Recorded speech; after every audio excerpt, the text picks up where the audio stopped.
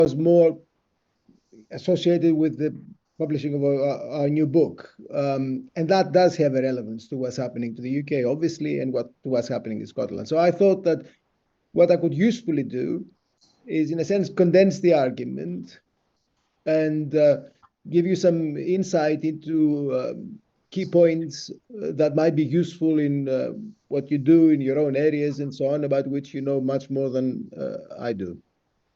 Now, our book is quite broad. It deals with the core countries of the world economy, and it deals with peripheral countries of the world economy. It discusses the balance between core and periphery, and therefore discusses the way in which hegemony works today, and what used to be called imperialism should by rights also be called imperialism today.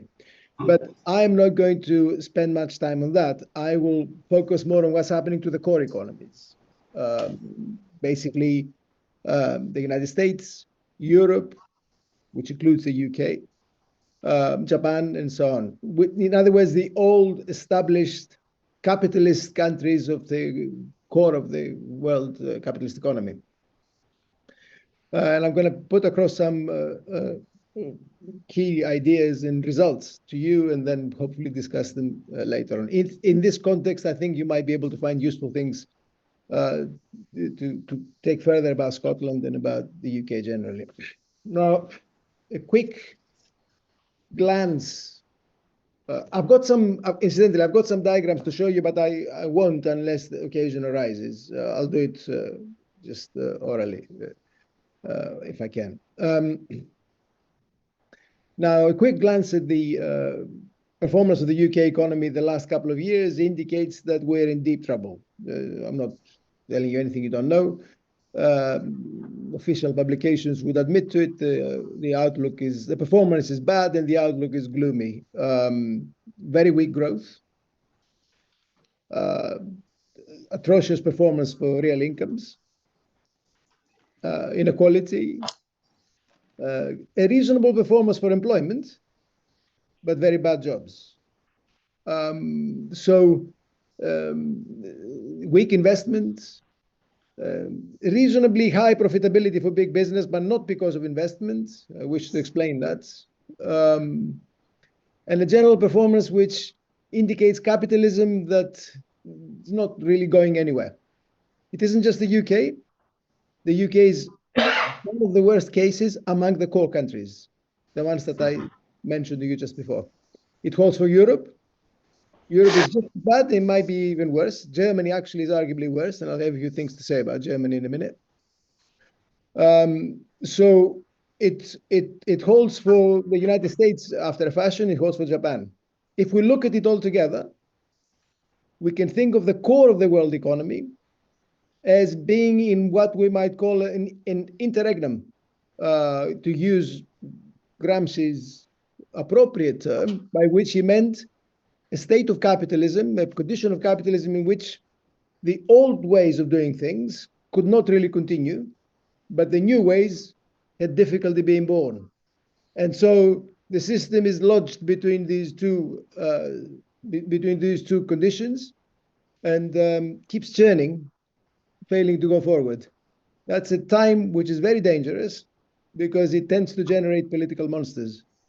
And I think we are in such a time, and we need to characterize it. Now, if I went further into this a little bit more and looked at it in detail, I want to make 5 points, all of them referring to the core economies fundamentally.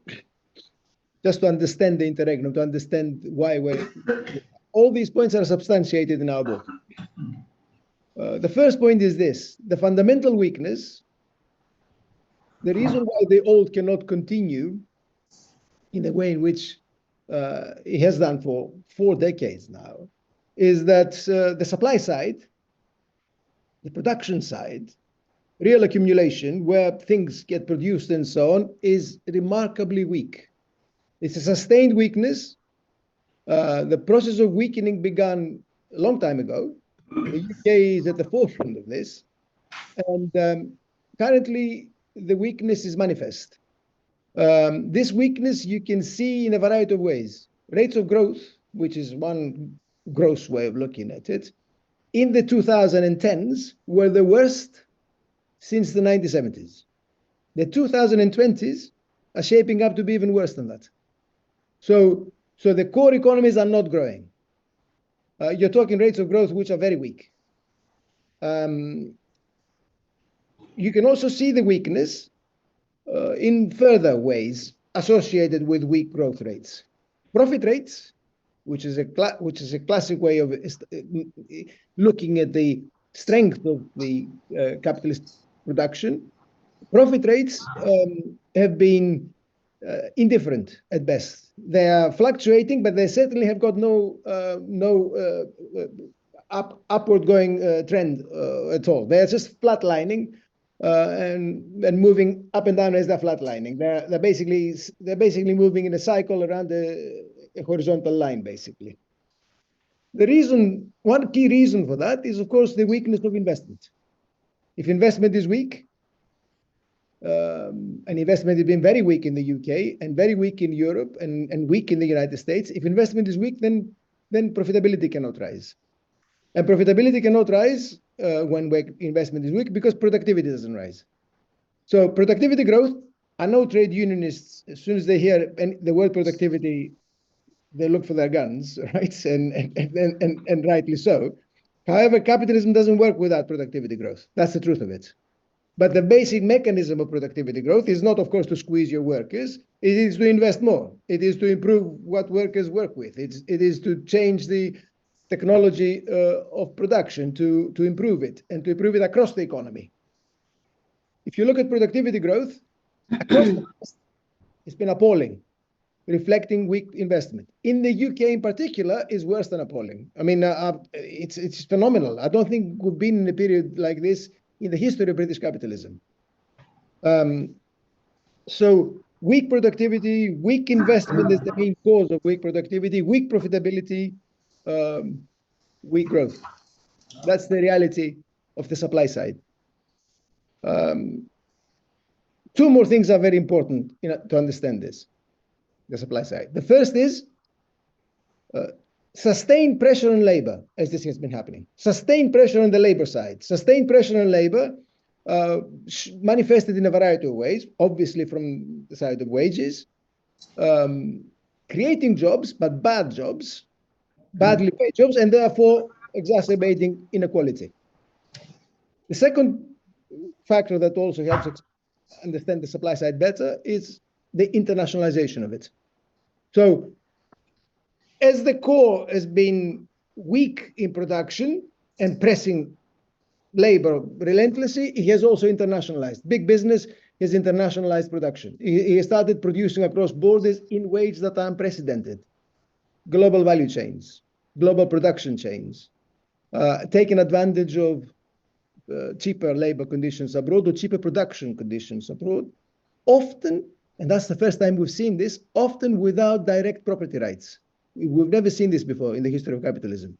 The ability to expand your production across borders as a private capitalist without necessarily owning the productive capacity in the country that you're spreading to, but doing it on the basis of contract. So cutting a deal with another capitalist in another country and joining a production chain, which you control as the metropolitan capitalist, but you don't necessarily own the capacity of the Turkish or Indonesian or Indian or whatever it is. That's the first time we've seen anything like that in the history of capitalism. That is an important factor in understanding why the core is performing poorly domestically. So the picture for core capitalism from the supply side is bad. That's the first point I want to make. The second point is this. This weakness of the production side has gone together with a tremendous expansion of the sector of finance.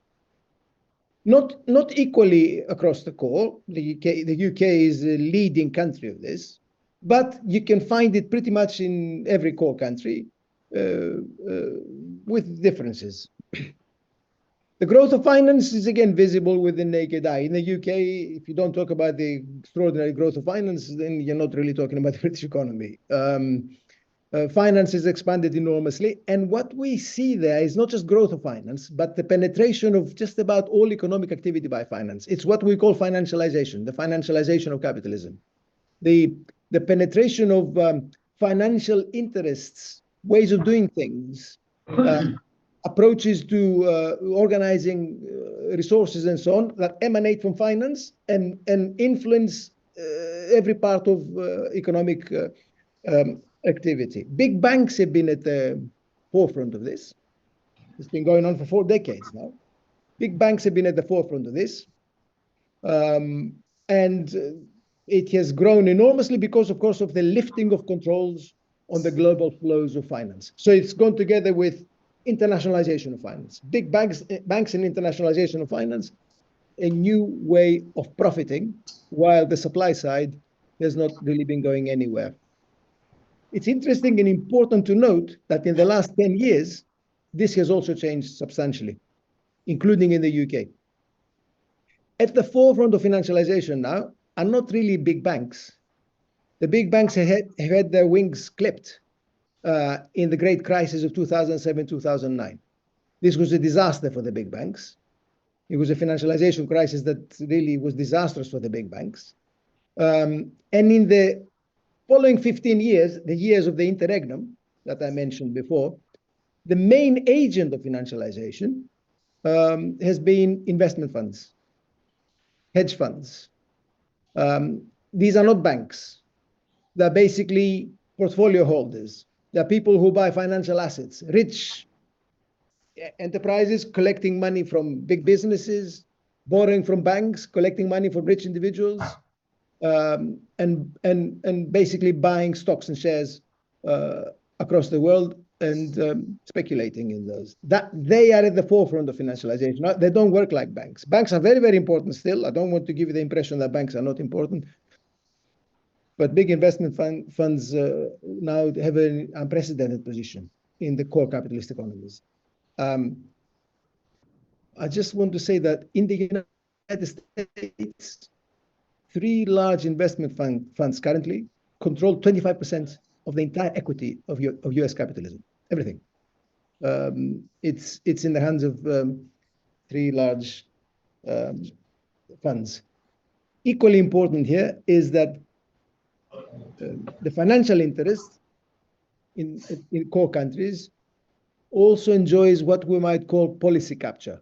In other words, it has a decisive role in determining economic policy in a variety of ways, lobbying, position, and so on. It plays a crucial role in shaping government policy. So that's the second one. The third point I want to mention about the state of the core is that people have associated this transformation of private capital, in the way that I've summed it up, with the rise of the market and presumably the retreat of the state. I want to say that actually this is partly true, but largely false. The state has not retreated from the economy. The state still controls 50% of the entire output, or rather demands 50% of the entire output and buys it. States currently are enormously powerful in core countries, enormously powerful. In some ways, they've never been more powerful than they are at present. They don't own productive resources like they used to. They don't organize productive resources like they used to. But they have a hugely important place in shaping aggregate demand, in demanding and buying the output. 50% and more of the output goes to the state. The state does that in 2 crucial ways. The first I'll mention now, and then the next point is the second. The state does that by borrowing. State indebtedness in the last 10 to 15 years has reached wartime levels. The reason why it's done that is because as the supply side has been weak, as financialization is transformed away from banks towards investment funds, the state has intervened to pick up the slack. You see, if the supply side is weak, someone has to pick up the slack, and the state has intervened to do that, and to do it, it has borrowed. The UK government is hugely borrowed. The US government is even more borrowed. The Japanese government is borrowed to the hilt. I mean, there's nothing like it. It's on a different plane. States then borrow enormously to support their role in the economy. This is, in a sense, state-based financialization. The last 10, 15 years, state-based financialization has emerged. So that's my third point. My fourth point, associated with the third, is this, and it's probably the most important policy point of them all. As the states have, core states have begun to be borrowed enormously, what they've also done is to begin to create money through central banks in unprecedented ways. The main lever of power of the modern state is through control over money. Contemporary capitalism, financialized, deregulated, neoliberal, and largely problematic when it comes to the supply side, pivots on money that is controlled by the state and issued by the central bank, fiat money basically, in volumes which we've never seen before. The central bank has emerged as a veritable behemoth in the middle of the financial system. The balance sheet of the Federal Reserve in the United States at the peak of the pandemic reached $9 trillion. I mean, it's just astonishing. It's a giant. It controls the money market. It tells banks what to do, and it does so by creating vast volumes of liquidity, vast volumes of fiat money. Basically, that's what allows the core countries to keep ticking over as the supply side underperforms in ways that I've mentioned. Now, I'm running out of time, so I'll have to be quick with the rest of it, and I will, believe me. My fifth point is this. There was a time, until the great crisis of 2007, 2009, when states could do a version of that and get away with it. There will be problems in the real economy. There will be financialization. The finance would overexpand. There would be a crisis. The state would intervene. It would create money, reduce interest rates, and then there would be another bubble. And that's how we lived until 2007, 2009, repeatedly. That crisis changed the rules of the game. That was the biggest of such crises. The state did intervene enormously. It created vast amounts of money, more than at any other time, and brought interest rates down to zero practically, which is unprecedented. Zero interest capitalism is historically unknown. But the response was different. This time, we didn't get a financial bubble. And that became much clearer in the pandemic. When the pandemic hit, and the weaknesses of the supply side became apparent to all, it was the supply side that was very weak, right? When that happened, global value chains were disrupted, there was no production. So when the states intervened and created huge amounts of money, we didn't get the financial bubble. The financial system pivoted and it improved its condition, but we didn't get a bubble. What we got was inflation. The reason why we got inflation was that the weakness of the supply side became obvious. The state intervened, created vast amounts of money to rescue the system. Supply would not respond because it was fundamentally weak. And what happened was prices began to rise. And that's the first time we've seen that in 40 years. Inflation returned. Inflation returned as the state intervened, and that gives you a measure of the underlying weakness of the state. I said that the state is very, very powerful, and indeed it is. Its power is because it controls money and it borrows to do so, but it's not limitless. It's not limitless because the production side is hobbled. So as the state expanded its supply of money in 2020, 2021, The outcome was tendency prices to rise, inflation. What happened then was an orgy of speculation. Big business took the opportunity of the general tendency of prices to rise to begin to speculate. They began to speculate on price increases. Depending on sector, they began to push their own prices up and therefore to increase their profits, because the final prices would increase, but their input prices would not rise so much, so their profit margins would improve. What kind of profit was that? Not profit through investment, not profit through productivity growth, not what we usually call capitalist profit, presumably in the textbooks and elsewhere. The capitalist invests, takes a risk, and makes a profit. That's not what happened in 2020, 2021, and so on. What happened was, as prices increased, wages didn't rise as fast. And therefore, what happened was income was transferred from the pockets of workers into the pockets of big business. The increase in profitability that we saw in 2021 and 2022 was entirely an income transfer from the pockets of the many to the pockets of the few, in the most cynical way, but in the context that I've just outlined for you, okay, in the context of sustained problems for core economies. And we got the cost of living crisis. The cost of living crisis is an outcome of this.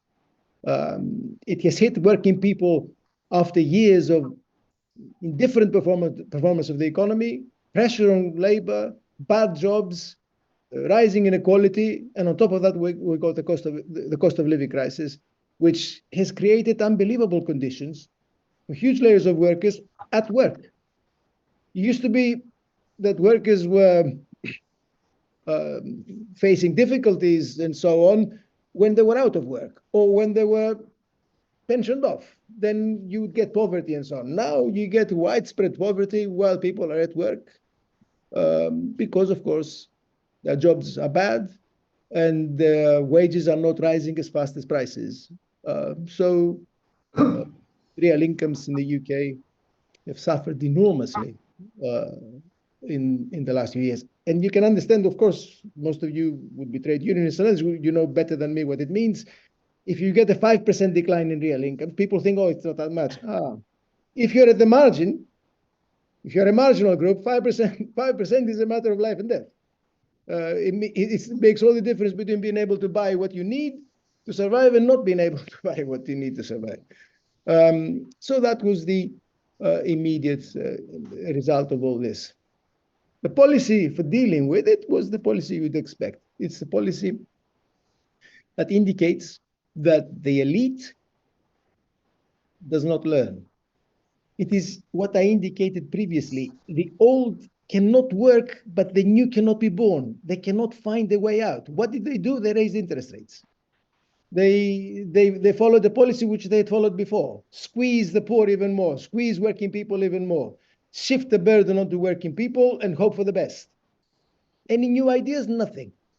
I couldn't see anything. I mean, it's just a constant talk of let's do a bit more of that and somehow things will get better. They will not get better. Why would they get better if you don't change the structural parameters of the UK economy or of the European economies altogether? We are still in the interregnum as far as I and my collaborators are concerned. I want to finish by putting across just a few ideas as titles about what might be done, ought to be done, to shift things into a different direction. Europe, I should say, is arguably, including the UK, just because there's Brexit, Brexit doesn't mean the UK is not in Europe, right? We haven't moved away. We're still, as far as I know, we haven't moved away. We haven't sailed away from Europe yet.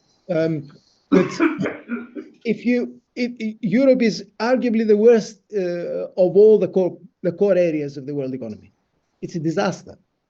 Germany, in particular, is worse than the UK. It's just, I mean, Germany is an unbelievable instance of problems at the moment, because they had a version of the problems that I mentioned to you, but they've become much worse for them recently for two reasons.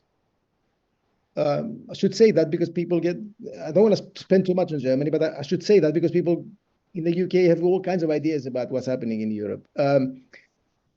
German industrial strength, which is basically Europe's industrial strength, is three things: automobiles, machine tools, and chemicals. It's not the cutting edge of industrial production today. You mustn't associate Germany. You can't associate Germany with the cutting edge of technology. That's not how Germany works, right? It is mostly these three areas. The reason why Germany has done very well in these three areas, also, of course, its history. It has had industrial strength for a long time, but that's not enough. There are two reasons for it, two fundamental reasons. The first is a wage freeze from the mid-90s to the early 2010s, 20 years of wage freeze, allowing German big business to become more competitive as they push wage costs down. That's not the case anymore. Wages are not frozen in Germany any longer. They haven't been frozen for 10 years now, or almost 10 years. Second factor that has allowed Germany to compete and then dominate these three industries is, of course, cheap energy. Cheap energy from Russia, cheap gas and oil. Well, that's no longer the case. The energy that Germany uses is, and German industry uses, is 4 to 5 times more expensive per unit than it was before, because it's basically liquid natural gas that's expensive. The combination of these two factors make for Germany deindustrialization. And the process is unfolding in front of our own eyes. There's the reactions you see in Germany at the moment among working people and so on are quite natural, and there'll be more. It's difficult to see how Germany will go. And if Germany doesn't do well, Europe doesn't do well. So that's the reality of Europe, just in case people think, because people think of Brexit, we're not doing well because of Brexit. Brexit is important. That's not what's caused the problems in the UK, and that's not what makes us different from Europe. So what do we say? Very simply, I would say the following. From a radical perspective, from the perspective of working people, we need a package of proposals that will move along 3 axes. The first is obviously economic reorganization. We need a different economy to the one we've got. We need an economy that will emphasize industry. In other words, we need industrial policy, broadly understood, to bring productivity growth, and that requires investment. And without public investment, there will not be private investment of a sufficient magnitude. So we need a national plan for that. That needs debate. It's not for me to go into my study and work it out. It needs debate, and it needs involvement with working people, trade unions and others to understand what kind of sectors we're talking about. What kind of economy do we want? What kind of industry do we need in Britain at the moment? Whichever way we answer that, it's clear that there must be decentralization, because the British state is asphyxiating the regions of the UK. We need more greater ability to decide locally which kinds of sectors will receive a boost and how. And together with that, we need to target these sectors. So we need a public debate on that along those lines, and the public sector must be prominent in this. Public investment and a public presence. It's obvious when it comes to transport and when it comes to energy and so on, but we need more than that. So that's the first thing that I would say. The second thing that we need to put across is the idea of what we might call definancialization.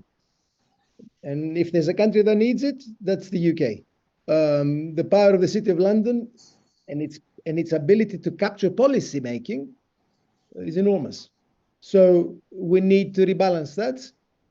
And that requires, obviously, public banking and public financial institutions. We need to detach private financial institutions from, for a start, the mortgage market. We need mechanisms that allow people to access housing in different ways to private finance. And we need to be able to support public and private investment through public financial institutions. And we need a debate on how we're going to do that. That must also go with the reconsideration of the freedom of moving money in and out of the UK. These are big issues. They are difficult questions, but unless the union movement begins to discuss them seriously, we're not going to get anywhere. The third thing I want to mention here is that all that must go with the re-strengthening of democracy. I didn't have the opportunity to talk about that much because time is limited. But very little of that will happen unless democracy is re-strengthened. And by democracy, I don't just mean the ability to vote. Democracy must mean something that has institutional dimensions. Democracy must be applicable to the workplace, to the neighborhood, to the town, to the city, and so on. There must be institutional ways in which the voice of the many influences policy. Otherwise, it means nothing. Democracy is just an empty word. So we need to strengthen democracy. There's nothing else that protects working people other than democratic rights. How we do that is a matter for us to discuss. I should also say here that really, for me, democracy is indistinguishable from popular sovereignty. We need popular sovereignty, the sovereignty of working people in the UK if we're going to change the way the economy works and the way society works. That's what I would say about the domestic direction. Obviously, we need to intervene internationally as well. We need arguments about the international arrangement, but that's a different story. We need to do something about the interregnum globally because the threat of world war is never been more serious in my lifetime, much worse now than it used to be 3-4 decades ago. But that's another debate that we can have another time about what's happening at the global level. It is connected to what I mentioned to you about the domestic level, but it's an entirely different story, and we haven't got it on. That's all I had to say. I hope it's useful to you.